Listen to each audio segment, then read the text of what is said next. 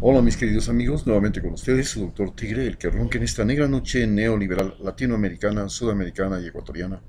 Un consejero popular que dice que sabe más por viejo que por ninguna otra cosa. Hoy hablaremos acerca de lo que estamos viviendo, que es la lucha contra la reconquista de América Latina. Estamos viviendo la lucha contra la reconquista de América Latina. América Latina se ha levantado y este levantamiento comenzó en Ecuador, pasó luego, primero en realidad comenzó con Argentina. La crisis argentina llevó al primer foco de levantamiento. Le sucedió ya a Ecuador, los dos países que son los países que tienen la mayor crisis económica de Sudamérica. A esto le ha seguido el levantamiento de Chile, el país que entra en el colapso cuando se produce una mala distribución de la gran riqueza que tiene ese país. Y le sucede luego Bolivia, que entra en un colapso porque sus elecciones no cumplieron las expectativas ni de la derecha ni de la izquierda. Y a su vez, Colombia, que entra en un colapso que ya lleva 3 semanas y es el colapso posiblemente en este momento más importante de Sudamérica, porque es un levantamiento que se genera en todo el país por primera vez y es el levantamiento geográficamente más grande que existe en Sudamérica al momento. No es Bogotá, son todas las ciudades e inclusive las áreas periféricas. Y lo más interesante de todo es que esto sucede porque el acuerdo de paz permite a la gente ahora manifestarse, ya que durante todos los años desde la famosa guerra de los 1000 días, simplemente el que sea un manifestante que estaba contra el gobierno era motivo de que sea acusado de comunista. Al comienzo eran de liberales, después pasaron a ser de comunistas. Desde 1960, la década de los 60, 1964 específicamente, cuando se hace el levantamiento de las FARC en Marquetía, comienza a acusarse a todo el que protestaba contra el gobierno, todo el que expresaba una opinión contra el gobierno, el que criticaba a la policía, el que criticaba al ejército, que era simplemente un aliado de la guerrilla, era un comunista, una posición igual a la que tuvieron después de la Segunda Guerra Mundial los norteamericanos con el anticomunismo debido a que los rusos también inventaron la bomba atómica y se acusaba que esto fue posible porque habían espías rusos o infiltrados rusos dentro de la sociedad norteamericana y comenzó la, la fobia al comunismo que se ha traducido en una fobia que existe hasta ahora y que la revive en este momento Donald Trump con su fobia al socialismo y acusar a los demócratas de ser socialistas y advierte que Estados Unidos es un país donde el socialismo jamás podrá entrar. Entonces pasamos a entender que cuando empezamos ¿cómo fue nuestra conquista? La conquista de América, ustedes recordarán, fue una conquista que la lideraron España primero, luego Portugal y finalmente Inglaterra.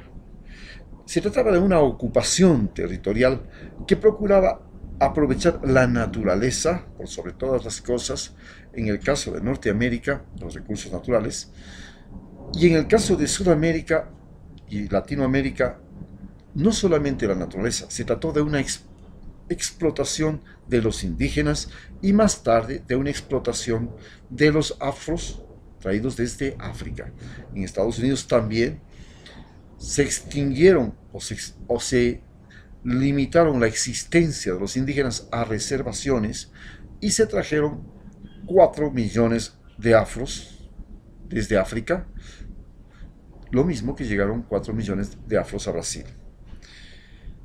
Entonces, se trataba de una explotación fundamentalmente de los recursos naturales y de la mano de obra, y de eso era el objetivo fundamental de la conquista. Pero estamos viviendo la reconquista Esta reconquista se produce cuando entran en el mercado laboral, en el mercado de la demanda, en la oferta, nuevas potencias como China y Rusia, que comienzan a proveer materias primas, a ser provistas de materias primas, y no solamente de materias primas, también de un mercado para sus productos, y que además cambian sus conductas políticas. Estas conductas políticas cuestionan el sistema electoral y de sucesiones presidenciales que hay en América Latina, en la cual desde los momentos de la independencia en América Latina, que comenzó con Estados Unidos en 1774 y se extendieron por toda América Latina hasta 1898 con la última república que se liberó, que fue Cuba. A partir de ese momento, prácticamente América Latina fue un sistema implantado por Estados Unidos en que se hacían elecciones, pero en esas elecciones en un principio no podían participar ni mujeres, ni negros, ni indios, ni analfabetos, ni homosexuales, ni ninguna persona extranjera que tenga nacionalidad, que haya adoptado la nacionalidad de ese país. Pasaron los años y poco a poco América Latina fue incluyendo en las elecciones a los analfabetos, a los negros, a los indígenas, a los mestizos, a los mulatos, a las mujeres, a los homosexuales, e inclusive la edad se fue rebajando. De 21 años pasó a ser de 18 y posiblemente ya en algunos pasos, en el caso de Ecuador, ya es voluntario si la gente quiere votar desde los 16 años. Entonces se amplió el número de votantes, pero al mismo tiempo se comenzó a desarrollar los medios de comunicación como el sistema de manipulación de los electores. Y entonces empezamos con la prensa, con la cual, recordemos que fue el origen de los Estados Unidos. Luego, ya para el siglo XX, en los comienzos del siglo XX, los años 30, ya comienza a llegar la radio. Para los años 60 ya llega la televisión. Para los años 80 ya la televisión en colores, todo. Y por supuesto, para los años 90 ya, y el siglo XX, llega la internet, llega la televisión satelital. Todo esto genera un nuevo orden social en que los medios de comunicación tienen la capacidad de convocar, de reunir, de decidir por la gente. Ellos inducen el voto y esto es lo que vive en este momento América Latina. Una guerra contra las empresas de inducción del voto, contra este gran mercantilismo de las elecciones basados en la publicidad, el espectro y la capacidad de penetración que tienen ahora la radio, la televisión y por supuesto las redes sociales en este momento. Entonces este es el sistema cómo se llegó a conquistar América Latina. Pero digamos, a conquistar por parte de Estados Unidos y de la comunidad. Hemos visto la conquista primero de Europa, recordemos fue España, Inglaterra y Portugal, y luego la conquista de Estados Unidos de América. Ahora tenemos el problema de que gran parte de los espacios desde el siglo XX han sido invadidos por las mercancías chinas, por las empresas chinas, que son constructoras, proveedoras de servicios. Inclusive ya vamos a tener dentro de poco el 5G, y esto comienza a crearle una gran complicación a Estados Unidos, y entonces viene lo que se llama porque los países latinoamericanos comienzan a crear lo que se llaman las necesidades del desarrollo, y comienza a necesitar mano de obra calificada. Se comienza a proteger la biodiversidad porque el banco genético se comienza a ser tan importante, se necesita manejar genéticamente especies, la vida, etcétera, porque estamos viviendo el fenómeno de la extinción y a su vez la conquista espacial, la producción alimenticia masiva, y esto hace que se comience a pensar seriamente en la producción masiva de vida mediante la manipulación genética, y América del Sur es el mayor banco de información genética del mundo, pero además América Latina se convierte en la mayor fuente de energía no contaminante de América, porque tiene los Andes, tiene el Océano Pacífico, tiene ríos, tiene caudalosos ríos, tiene el sol. Y entonces la energía solar, hidráulica, eólica en los Andes, por ejemplo, con grandes vientos, se convierte en las posibilidades de gran nacimiento y potenciación de las capacidades de América Latina. Y entonces es un botín que no hay que dejar perder. Y en eso América Latina además vive una explosión demográfica, y esta explosión demográfica también le convierte a América Latina en un gran mercado. En tanto que América Latina, ¿cómo ha sido sostenido, cómo ha sido mantenido como territorio de conquista y de reconquista? Fundamentalmente, la conquista de América Latina se fundó en el divisionismo, no solamente entre reinos, los incas, dividir a los incas, hacer que los enemigos de los incas se maten entre ellos, hacer que los enemigos de los aztecas se maten entre ellos, hacer que los indígenas norteamericanos se maten entre ellos, hacer que los indígenas amazónicos se maten entre ellos. Esta ha sido la técnica usual y simple. Hoy estamos viendo que, por ejemplo, en Sudamérica tenemos UNASUR, que logró unir a todas las naciones de Sudamérica, pero se creó PROSUR, para que los de PROSUR se vuelvan enemigos de UNASUR, y prácticamente, como UNASUR estaba encabezado por Venezuela, todos los de PROSUR sean enemigos de Venezuela, y nosotros comencemos a matarnos entre sudamericanos. Y luego, a nivel de las elecciones, nos matamos porque vamos por la derecha, por la izquierda. Se utilizó la religión para dividirnos, se ha utilizado la educación para dividirnos, se utilizó la riqueza para dividirnos.